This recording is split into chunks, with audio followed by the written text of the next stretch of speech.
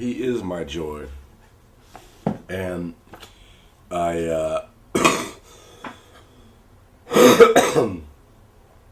I am, though my body is broken right now, my spirit remains rejoicing in him. God has just been unflaggingly good to me through trial and through blessing, through all things. I mean, even trial, he has made blessing. And it feels weird to conclude a cliffhanger from 2 days ago, but such is the way. And I was talking about why the Bible, and why look at Scripture as anything to be valued, and then maybe even why not just be a red letter Christian, or what Christ said, okay, I'll do that stuff, and then I'm going to ignore everything else. And then the sort of the way I came into it, which I thought was a really cool way, sort of guided by this John Piper book, was kind of coming into the authority of Scripture through the authority of God as revealed in Jesus Christ, which I thought was interesting.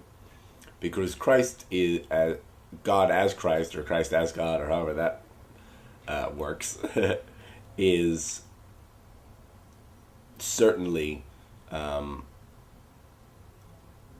in some ways, maybe the most intimate revelation of God. God coming out of eternity into time, coming out of the void, or coming out of spirit and becoming form. So in many ways, it's the most intimate revelation of God to mankind. And the life of Christ, the sacrifice of Christ, the words of Christ have never led me astray. They've never led me down a path that did not feel, and yes, I say feel, in that same way that things feel right, or things feel a little funky. And Christ has never felt funky. Like, even when it's done, Christ has said or done or asked for things that are difficult, or things that are difficult to do all the dang time. He's always shown himself to be true. So using him as that entrance into Scripture, those words that followed him always, I think, must be weighed against your own reading of what Christ said, of course. But the New Testament was born out of the same revelation, that, holy cow, this man was who he said he was. And how did he tell us how to live? And how can I encourage my brothers and sisters on this earth of the human race to restore their joy, and to come to this font of joy and of mercy, and to turn from themselves and towards God, who is just reaching out, who has reached out in so many ways, so many covenantal experiences, and so many intimate and personal ways as well. And then that led me to the Old Testament. So, okay, then what about the Old Testament? Did Christ come to, abolish the Old Testament? Is really the New Testament just, the Old Testament is just there for tradition or whatever? There are certain aspects, I have a throat thingy, by the way, I'm not going through puberty. There are certain aspects of the law which Christians do not hold to. Like all of Leviticus is not practiced by Christians. Now, Christ did say, though, that he did not come to destroy the law, but rather to restore it, and to sort of reveal its nature, reveal its intention, reveal the heart that these things were meant to provoke in us. And he invoked the Old Testament himself and said,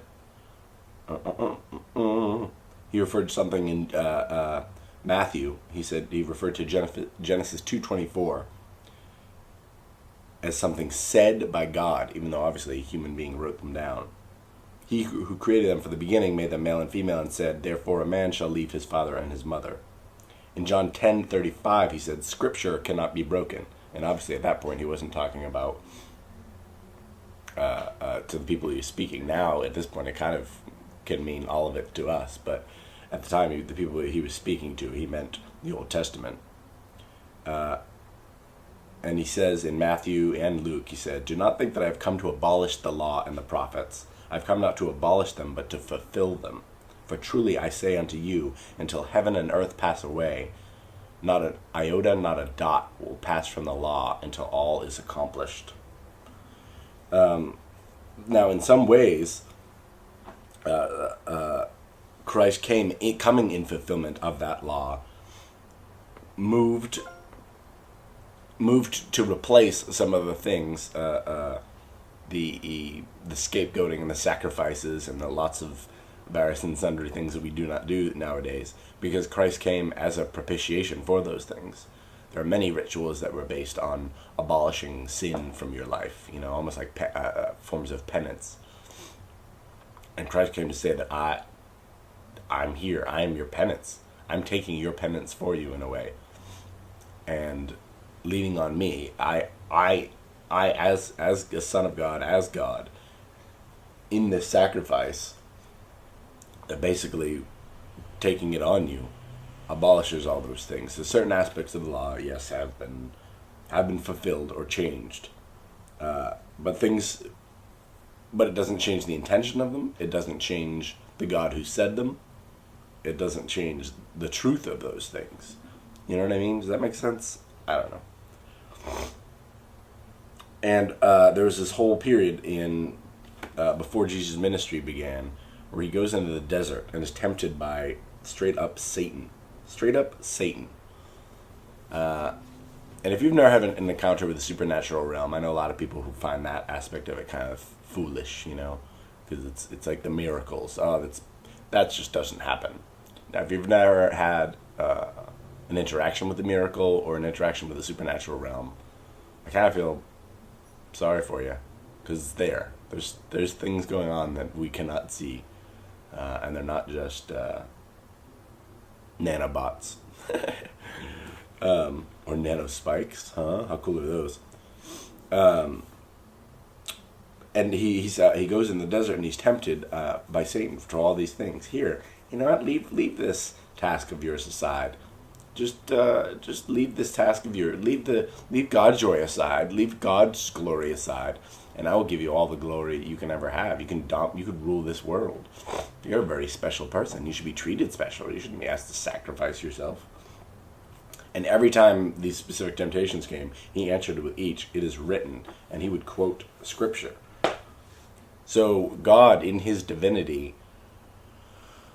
revealed not only the divine truth of many of the prophets and sort of predictions, I guess, if you will, of the fulfillments of Old Testament scripture by his life.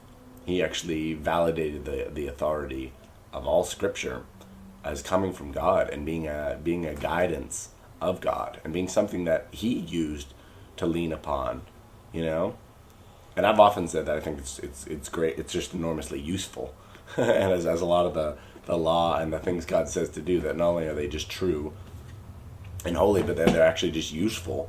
And I find that often that no surprise, I'm agreeing with Jesus on this one, that they are, as the words of God, they are useful to us. They're useful to us in how to live and how to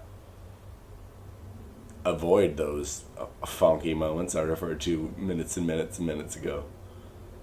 Anyway, so that's the cliffhanger. Not super exciting. I'm sorry my energy was a little low. But my joy, I assure you, is not. And I shall return again here tomorrow. Hope to see you around.